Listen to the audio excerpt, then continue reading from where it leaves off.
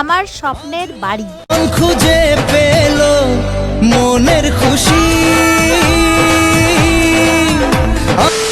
High বন্ধুরা, আমার এই ভিডিওটা শুরু হচ্ছে সকাল 11:30টার থেকে। তো ঘুম থেকে উঠি ল্যাটলে খেতে খেতে প্রত্যেকদিন ভাবি ভালো ভালো ভিডিও শুট করব আর তোমাদের সাথে শেয়ার করব। রাত্রেবেলায় ঘুমাই এটাই ভেবে যে সকাল সকাল উঠবো, জলদি জলদি উঠবো, ভালো ভালো ভিডিও করব, কিন্তু আর কি সকালে ওঠা হয় না। আর এই ঘড়িটা আমি কিনেছিলাম মিশোর থেকে, কিন্তু অনেকটাই বেকার ঘড়ি, যেটা খুব স্লো স্লো চলে। যখনই ঠিক করি 1 ঘন্টা 2 ঘন্টা স্লো হয়ে যায়। তো আমার বাবা ঠিক করছিল, সে ঘড়িটা বাবার হাতে দিয়ে দিলাম। তারপরে এই যে দেখো, এদিকে আমি ঘর দুয়ার গুলো গুছিয়ে নিলাম সুন্দর করে। আর কেমন লাগছে আমার ঘরটা অবশ্যই জানিও। আর আমি একটু রেডি হয়ে গেলাম। আর কালকে আমি স্নান করেছিলাম, তাই আজকে স্নান করিনি। আর এই শীতকালে তোমরা কবার করে স্নান করো অবশ্যই আমাকে কমেন্ট করে জানিও। প্রচন্ড ঠান্ডা গো, আমি চান করতে পারি না।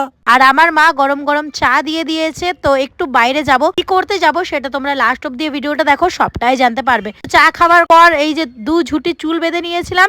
এরে পাগলি, চা খাওয়ার পর নয়, চা খাওয়ার আগে তুই চুল বেঁধেছিলিস, এইটা বলতে হবে। ও আচ্ছা, আমি তাহলে ভুল করলাম। কেমন লাগছে আমার এই চুলটা বাঁধা অবশ্যই কিন্তু কমেন্ট করে জানিও। আর আমি স্কুল লাইফে এরকম 2টো চুল বেঁধে যেতাম, কিন্তু এখন আর যাই না। এখন চুলটা খপা করেই স্কুলে যেতে হয়। কে বললো তোকে খপা করে চুলটা যেতে হয়? তুই নিজে যাস খপা করে, এটা কে বলবে? ও হ্যাঁ, তাই তো, আমি নিজেই যাই খপা করে। তারপরে যাই হোক, গান্ডে পিন্ডে আমি 3টে, গান্ডু 2টো পুরি খেলাম। তারপরে চলে এসেছি আমরা ভিরিঙ্গি মোড়ে। সিম্মিকে বললাম আমি যাব হরিপুর, তুমি কি যাবে? সে বলে হ্যাঁ আমিও যাব। সে বেফালতু এক্স এর কথা চিন্তা করতে করতে ওর মাথা খারাপ, সেই জন্য সে ভাবলাম না আমি আর এক্স এর চিন্তা করবো না, তোমাদের সাথে ঘুরতে যাব। তাই সে আর আমাদের সাথেই বেরিয়ে পড়লো। তারপরে বেরিয়ে পড়ে দেখি ও মা, আমাদের গাড়িতে খাবার শেষ। মানে গাড়ির খুব খিদে পেয়ে গেছে, তাই গাড়িকে তো খাবার খাওয়াতেই হবে। সেই জন্য চলে এসেছি পেট্রোল পাম্পে। আর এদিকে তেল ভরছিলাম, আর পিছন দিকে 2টো ছেলে এমন করে দেখছিল যে কি আর বলবো।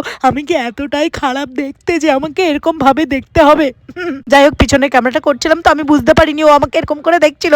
ভিডিওটা এখন দেখে আমার খুব খারাপ লাগছে। এটাই ভাবছি, আমি এতটা অসুন্দর। আমি যদি সুন্দর হতাম তাহলে সে আমাকে হা করে দেখতো। যাই হোক, সেসব কথা চিন্তা করতে করতে আমরা চলে এসেছি এখন হরিপুরে।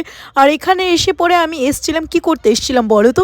কিছু একটা কিনতে এসছিলাম, কিন্তু সেটা সারপ্রাইজ গাইস, তোমাদের বলা যাবে না। আশা করি তোমরা বুঝতে পেরে গেছো এই দোকানটা দেখে। হ্যাঁ ঠিকই ধরেছো, আমি ওটাই কিনতে এসেছি, কিন্তু সেটা ছিল না। সেই জন্য আমাকে ফ্রিতে এটা একটা হেডফোন দিয়ে দিল।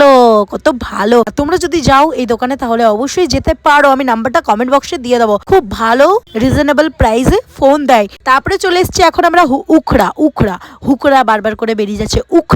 উখড়া হাটে চলে এসেছি। আর এই হাটটা অনেকটাই সুন্দর। আমাদের ব্যানাচিটি বাজার কোথায় আর এটা কোথায়, সত্যি